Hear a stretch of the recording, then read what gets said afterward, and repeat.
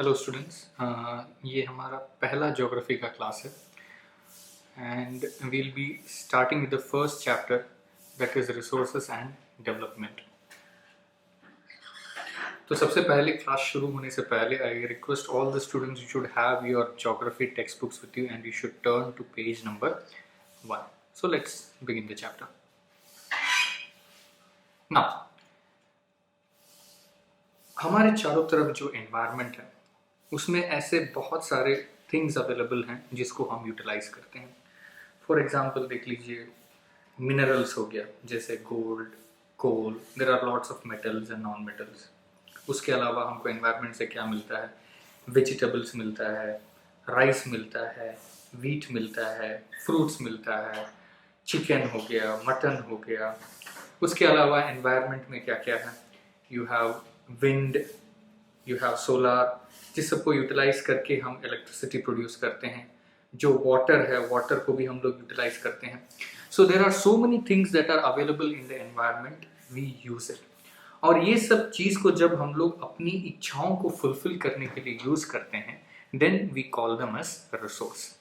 Now there are 3 conditions. जो भी सामान आपको एनवायरनमेंट में होता है वो रिसोर्स तभी होता है जब वो हमारी इच्छाओं को फुलफिल करता है। साथ ही साथ वो टेक्नोलॉजिकली एक्सेसिबल होना चाहिए, इकोनॉमिकली फीसिबल और कल्चरली एक्सेप्टेबल। यानी कि मेरे पास टेक्नोलॉजी होना चाहिए उस सामान को रिसोर्स में कन्वर्ट करने के लिए। फॉर एग्जांपल, बीच में हमें पता था कि दुल्लीपट्टी के आसपास पेट्रोलियम अवेलेबल है, ठीक है। तो अगर वो सही में एक रिसोर्स है तो हमारे पास टेक्नोलॉजी होना चाहिए उसको वहां से निकाल के पेट्रोल या डीजल में कन्वर्ट करने का।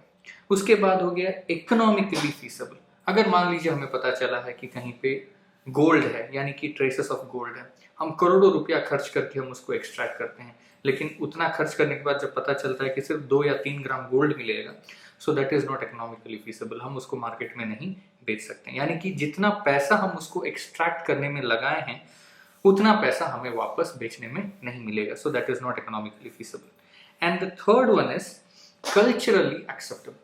मैंने कहा जैसे ये चिकन हो गया, मीट हो गया, फिश हो गया, ये सभी चीज रिसोर्स हैं।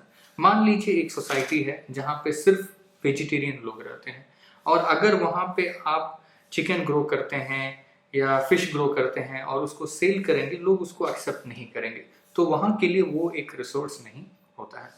सो हमारे एनवायरनमेंट में जो थिंग्स होते हैं उनको हम रिसोर्स तभी कहते हैं जब वो हमारी इच्छाएं फुलफिल करता है। और हमारी इच्छाएं वो तभी फुलफिल करेगा जब वो टेक्नोलॉजिकली एक्सेसिबल होगा, इकोनॉमिकली फीसिबल और कल्चरली एक्सेप्टेबल। तो ऐसी बहुत सारी रिसोर्सेस हैं and we have seen the examples also. Now इसके नीचे जो डायग्राम है वो देखिए। ह्यूमन बींग्स क्या करते हैं? टेक्नोलॉजी यूज करके नेचर से इंटरेक्ट करते हैं और नेचर में जो थिंग्स हैं they convert it into resource, और इस रिसोर्स को यूज करके दे मेक इंस्टीट्यूशंस, और इस इंस्टीट्यूशन से इकोनॉमिकल एडवांसमेंट्स होता है। कैसे? फॉर एग्जांपल मान लीजिए हमको कोल एक्सट्रैक्ट करना है जो एनवायरनमेंट में अवेलेबल है। हम अपना टेक्नोलॉजी यूज करके कोल को एक्सट्रैक्ट करते हैं, ठीक है। और उस कोल को जो एक्सट्रैक्ट किए हैं या जो हम आयरन ओर एक्सट्रैक्ट किए हैं या बहुत सारे मिनरल्स एक्सट्रैक्ट किए हैं, उस सब का इस्तेमाल करके हम बहुत सारा इंस्टीट्यूशंस बनाते हैं। For example you have your thermal power plant हो गया, कोल इंडस्ट्री हो गया, आयरन इंडस्ट्री हो गया, स्टील इंडस्ट्री हो गया, जिसके थ्रू आपको रेलवेज बनता है या बड़ा बड़ा बिल्डिंग्स बनता है। ये सबसे क्या होता है? इकोनॉमिक डेवलपमेंट होता है। So that is what this triangle is about. यहाँ पे human beings जो हैं they interact with the nature using the technology, and because of that they create institutions, and these institutions help to accelerate the economic development. Now the next thing is resources are function of human activity. यानी कि जब जो things environment में available हैं वो resource तभी बनते हैं जब ह्यूमन बींग्स उसके साथ इंटरेक्ट करते हैं। यानी कि human beings are an essential component of resource. अगर हम लोग नहीं हैं तब रिसोर्स नहीं है। Now let us see what are all the different types of resources. Let's move to page number 2। ये जो आपको क्लासिफिकेशंस यहाँ पे दिया है उसी का एक्सप्लेनेशंस यहाँ पे है। नाउ रिसोर्सेज कितने प्रकार के होते हैं? बहुत सारे प्रकार के होते हैं, और हम उसको क्लासिफाई भी अलग अलग तरीके से करते हैं। For example on the basis of origin, on the basis of origin यानी कि उत्पत्ति कैसे होती है। So there are two types of resources, एक हो गया biotic and the other one is abiotic.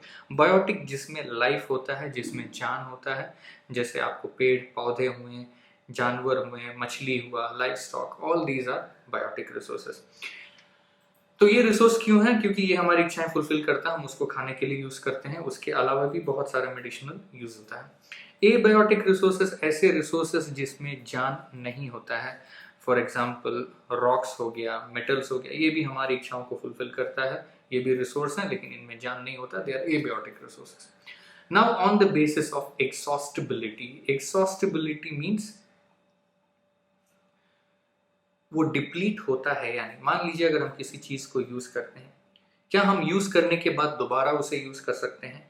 तो उस बेसिस पे दो तरह के हैं, one is renewable and non renewable. Renewable resources वो होते हैं जिनको हम बार बार यूज कर सकते हैं, जैसे आपको हो गया सोलार हो गया, विंड हो गया, फिर हाइड्रो एनर्जी हो गया। फॉर एग्जाम्पल अगर एक विंड मिल हम लगाते हैं, so it can be used again and again, आज भी हम उससे इलेक्ट्रिसिटी जनरेट कर सकते हैं, कल भी जनरेट कर सकते हैं, जब तक हवा बहता रहेगा we can keep on generating the electricity.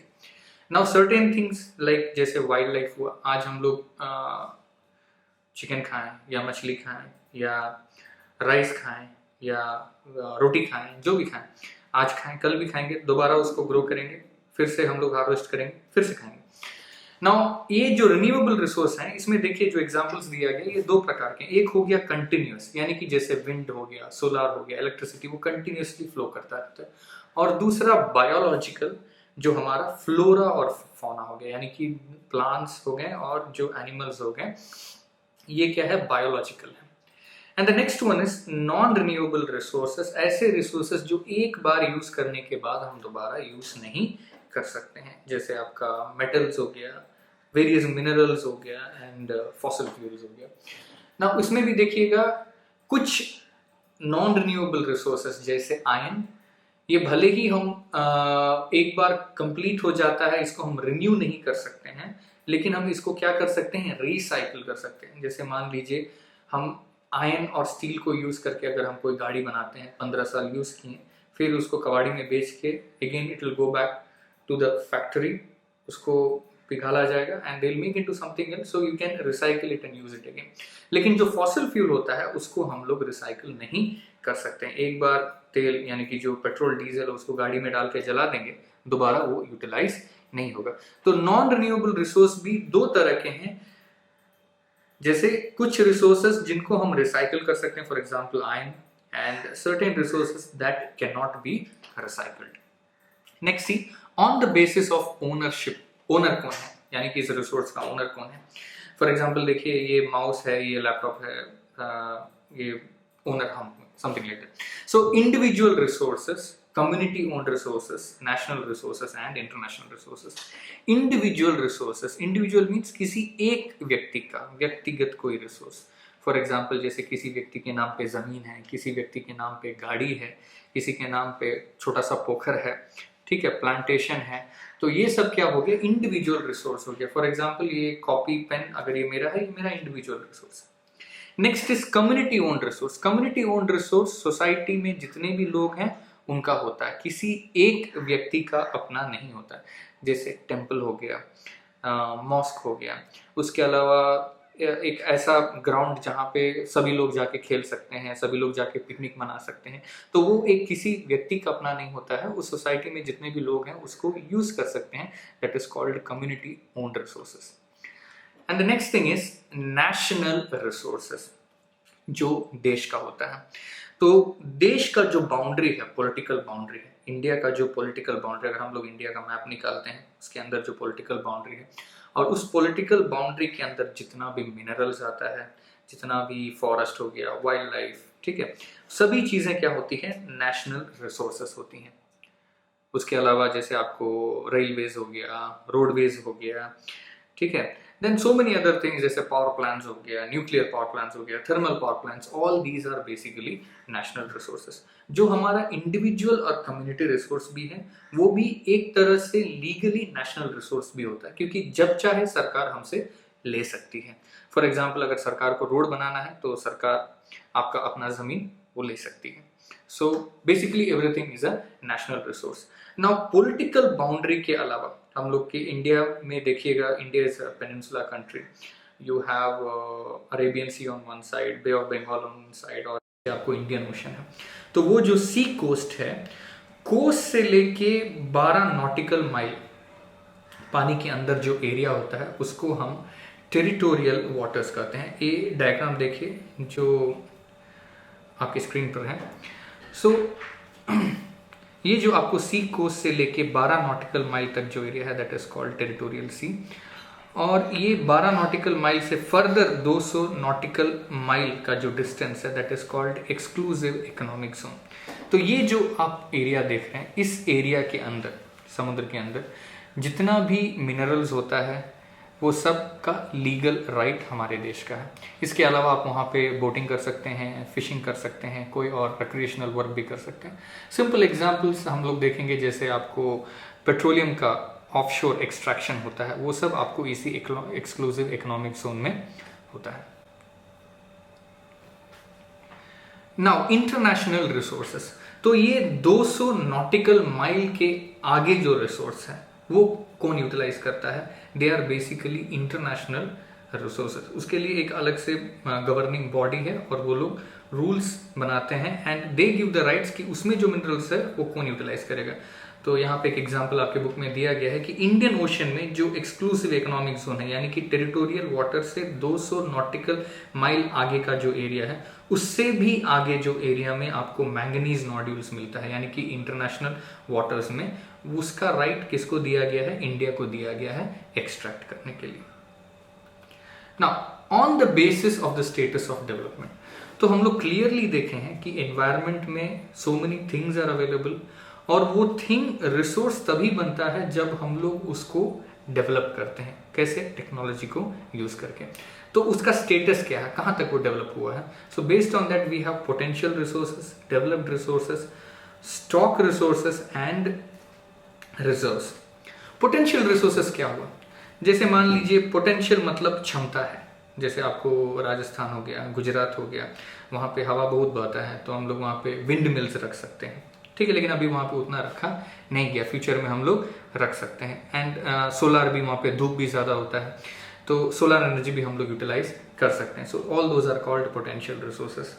Now developed resources. Developed resources मतलब ऐसे रिसोर्सेस जिसको सर्वे कर चुके हैं। मान लीजिए किसी एरिया में बताया जा रहा है कि यहाँ पे पेट्रोलियम अवेलेबल है या कोल अवेलेबल है, तो वहाँ पे गवर्नमेंट ऑफिसर्स जाते हैं, उसको सर्वे करते हैं और पता लगाते हैं कि कितना क्वांटिटी में है, कितना क्वालिटी में अवेलेबल है। तो उसको सारा मैपिंग कर लिया गया है और रख दिया गया है, और इसको एक्सट्रैक्ट करना डिपेंड करता है किस पे? टेक्नोलॉजी पे डिपेंड करता है and level of economic feasibility पे डिपेंड करता है। So these are called developed resources. Next, stock resources. ऐसे रिसोर्सेस जिनको हम फ्यूचर में यूटिलाइज कर सकते हैं। हम जानते हैं कि इससे कुछ हमें मिल सकता है लेकिन मेरे पास अभी वो टेक्नोलॉजी नहीं है। जैसे water is a combination of your hydrogen and oxygen. Now this can be utilized to make a large amount of energy, but still हमारे पास अभी वो टेक्नोलॉजी नहीं है कि हम पानी को एनर्जी में कन्वर्ट करके हम लोग कहीं पे यूज कर सकें। Now the last one is reserve. Reserve is a subset of stock. जैसे स्टॉक है वैसा ही रिजर्व है। तो रिजर्व में क्या होता है? हम उसको पार्शियली यूटिलाइज कर रहे हैं, फुल्ली यूटिलाइज नहीं कर रहे हैं। जैसे मान लीजिए रिवर्स हो गया, हम लोग इरिगेशन के लिए यूटिलाइज करते हैं या ट्रांसपोर्टेशन के लिए यूटिलाइज करते हैं, लेकिन हम उस और क्या कर सकते हैं? हम लोग हाइड्रो इलेक्ट्रिसिटी भी जनरेट कर सकते हैं, उस वाटर को यूज करके हम लोग पावर जनरेशन भी कर सकते हैं अगर हमारे पास टेक्नोलॉजी है, but we are not utilising it fully. So those are called reserves. Okay, so these are the basic things, and I would like you to see this chart where they have given the various types of resources, classification of resources and everything. So if there is any doubt, there is a comment section below and you can put your name and you can ask the question. तो जो next class होगा, यानी कि कल जब दूसरा video upload होगा, and there I will try to answer all those questions. Thank you.